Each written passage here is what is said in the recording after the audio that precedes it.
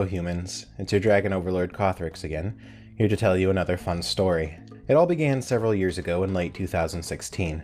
My YouTube channel had been steadily growing as I put out a video week after week. Of course, much of that growth had to do with the fact that I didn't shy away from controversial topics like porn and even weirder porn. My goal was one video a week, even at the cost of quality. I thought as long as I had clickbait enough titles and thumbnails, it would get attention anyway. So in January of 2017, I decided to talk about pedophiles.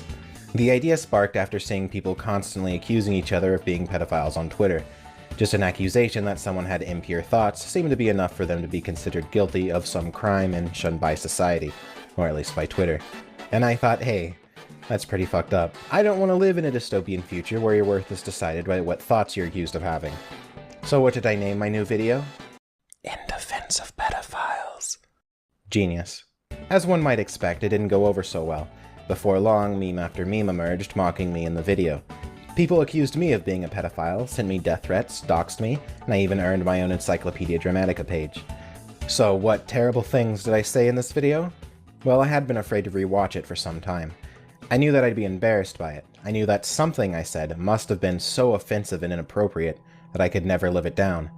And when I finally rewatched the video, I was utterly amazed at just how tame it actually was. So let's go through it, shall we? The video starts by me explaining why it's difficult to talk about the specific topic. If you make any kind of comment that sounds remotely like you don't absolutely despise pedophiles, then everyone's knee-jerk reaction is to call you a pedophile by association. So you have to preface every single sentence with, "I don't find kids attractive," and "I don't support pedophiles," just so people will listen to you. Then I explain that I don't necessarily believe any of the arguments I'm about to make. And I assume that people who watch my videos know that entertaining a thought does not mean that you necessarily agree with a thought. I guess stupid me didn't think it any more necessary than that to explain that this video was more of a thought experiment and shouldn't be taken as a declaration of some kind of stance on anything. You know, like most of my videos. In the next section of the video, I explain that there is a difference between people who act on their urges and people who just have those kinds of thoughts. I mention this because even the dictionary definition of the word doesn't seem to make much of a distinction, and I think that's kind of fucked up. It's kind of like calling someone a murderer because they fantasize about throwing their coworker out a window. I then go on to clarify that if anything I'm saying can be construed as defending such people, then I'm only defending the ones who haven't acted on such thoughts and therefore haven't committed a crime or hurt anyone. Now, I have nothing to say in defense of child molesters. They are weak people and have irreparably damaged another human. I don't see them as any different than rapists. I spend the first minute and a half of the video talking about the context of everything I'm going to say in it. Conveniently, when people talk about this video, they tend to leave that part out. The next section of the video is best summed up in one sentence. I've heard people say that pedophiles deserve to be tortured and killed. Now, I don't believe in the death sentence, even for mass murderers, much less for a person who has not even committed a crime. Once again, I'm talking about people who haven't committed a crime, but are still treated like criminals. I would hope that anyone who belongs to an enlightened, reasonable society can agree that imprisoning or killing people for thoughts they have is generally a bad practice. An argument could be made that people who experience such urges should seek some kind of therapy, but that's not really the point of the video. In the next section, I talk about age of consent. The real reason I included this topic was because the video was only 3 minutes long and I needed to appeal to the algorithm. But in the context of the video, the purpose was to point out that some societies have different ideas about age of consent. I'm not saying that I agree with one culture over another. I just feel it's important for people to acknowledge that whatever their culture believes isn't the objective moral authority on it, despite how much everyone loves to think that it is. The reason that I even bring it up is because there seem to be a lot of people demanding unquestioning respect for the customs of other cultures. There also seem to be a lot of people calling for the death of anyone who might be attracted to someone under 18. And wouldn't you know it, it tends to be the same people saying these two things. Sorry, but you can't have it both ways. At one point, I do talk about the age of consent being tied to the ability to bear children. Once again, this isn't something that I actually believe or want. I'm talking about it from a naturalistic perspective. Animals breed when they're ready to breed. Historically, this is how humans behave too. Once again, I'm just pointing these things out so that people can think about them. If you haven't noticed, that's kind of what my channel is about. I go on for a bit about moral authority, and I don't know, I don't really care. There was a while where I was very anti-authority, but I do know that most laws are there for a reason. even if they don't always make perfect logical sense. People are incomprehensibly stupid and devoid of moral compass. Trust me, I know that. Some people have implied that because I made this video, it must mean that I endorse pedophiles in some way. This is not the case. Everyone loves stories, so let me tell another. One day when I was in elementary school, a note was found by one of the students that simply had the words, "I like sex" written on it. The future Twitter users of the class quickly stepped up and demanded to find who was responsible for the vile note. It must have been during recess or some such time, because I don't remember a teacher being present to stop it. Anyway, the little inquisitors tried to force every student to write down words containing the letters S, E, and X to find out whose handwriting matched the note.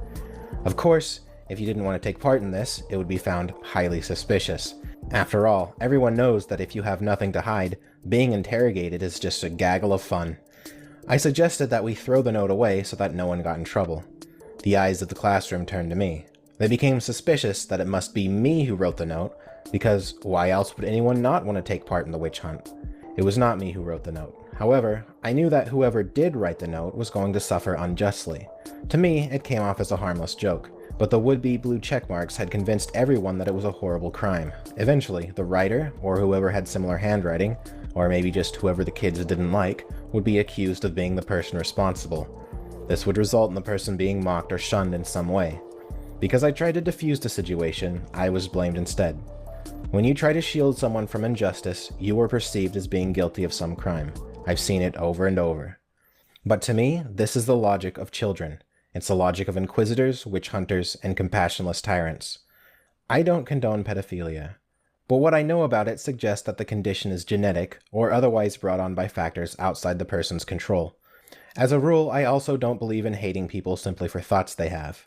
Because of these two things, the absolute hatred and calls for violence or detainment for pedophiles who have never acted on their urges seems entirely unjust to me. Overall, my video wasn't good. There are a few things that I said that could have definitely been worded better, the title itself the biggest among them. So yes, I made a mistake. Several years ago, I was much worse at writing, forming arguments, and gauging other people's reactions than I am now. Although, interestingly enough, I am rarely ever confronted about something I said in the video. Instead, people only ever seem to quote the title. I've even heard people call me stupid for not changing it, when in fact, I did change the title to Judging Pedophiles when I realized it was a problem. It was titled Judging Pedophiles for far longer than it was the other title, but no one seems to remember that. I also eventually deleted the video because I thought that's what people wanted, but no one seems to care about that either. All of this leads me to believe that most people didn't even watch the video. In fact, I think all most people saw was a screenshot of the title of the video. At the time, I thought the title was clever. It's in the same vein as those articles with titles like Genetically Modified Animal-Human Hybrids. But then you read it and realize it's just another article about scientists growing human hearts in pigs for transplants, and your dreams of a dominatrix fox waifu are once again crushed. It's not what you expected it to be, but it's still about the same topic, and more importantly, it gets clicks. I'm actually kind of glad that this original screenshot exists though, because it includes the original description of the video, which is a cheeky little line about everyone hating me. My hope was that people would see the description and think, oh, he's self-aware enough to know that this is a bad title. But I guess no one really caught that one either. Anyway, let's take a look at some of those memes. This one's called The Horsemen of the Apocalypse. Hey look, it's me. I don't know why we're horsemen though. Is it because there are 4 horsemen and there are 4 of... Wait, there's 5 of us. Oh well. Everybody a gangsta until a commentary channel's furry OC crosses his arms. I guess it's just not cool anymore to have an animated character as your avatar. Well, furries were never cool, so I don't feel any more shame using this avatar than I did before. Take that, society. Here's one from Stone Toss. Imagine, Plato, the effect your academy will have on discourse for all time. Ephebophilia immoral? Huh, it's me again. Wait, that wasn't what the video was called. Why did you say ephebophilia? Most people probably don't even know what that means. Did you ruin your own joke because you were too afraid to put the word pedophilia in your content? Oh, I get it. It's not making fun of me. It's a compliment. Considering the age of consent in most of the West is 16, a discussion about the morality of ephebophilia is in fact a reasonable debate to have. Well, I never thought to compare myself to Plato, but I'm glad you think of me that way, Stone Toss. Since everyone has been kind enough to help my channel grow by including me in their memes, I've decided to celebrate by designing this new t-shirt. Links for purchase are in the description. Well, I think I've said everything I want to about this topic. I really don't want to talk about it anymore. I don't want to be questioned about it on podcasts, and I don't feel like subjecting myself to the daily inquisition on Twitter. If you ask me about it, I'm probably going to ignore it or just send you a link to this video.